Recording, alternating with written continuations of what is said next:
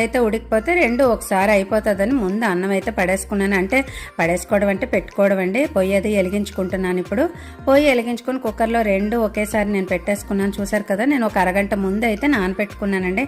మనకి చక్కగా ఉడికిపోతుంది. బ్రౌన్ రైస్ కొంచెం ఉడకడానికి మనకు టైం పడుతూ ఉంటుంది.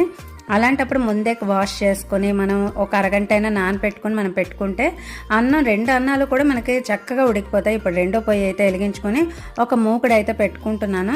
నేను దొండకాయ ఫ్రై అన్నాను కదా, అది ఎంత డిఫరెంట్ స్టైల్లో ఎలా ఉంటుంది అన్నది మీకు చూపిస్తాను. కొంచెం కాస్త పొళ్ళు అయ్యి చేసుకోవడం కొంచెం లెంతీ ప్రాసెస్ అయినా సరే మన రెండు విధాలా వాడుకోవచ్చు అంటున్నాను కదా. చిన్నపిల్లలకి మనం హెల్తీగా కూడా పెట్టచ్చు. ఇప్పుడు దొండకాయలు అయితే నేను కోసేసుకుని ఇలా తెచ్చేసుకున్నానండి. పొడుగ్గా మనం కోసుకోవాలి. మామూలుగా నార్మల్గా మనకి పెళ్ళిళ్ళలో దాంట్లో ఎక్కువ ఇలాగే కోస్తూ ఉంటారు, ఇలాగే ఎప్పుడు అది చేస్తూ ఉంటారు. కాకపోతే అందులో వేరుశనక్కాయలని రకరకాలు వేసుకుంటూ ఉంటారు, రకరకాలు. మనం అలా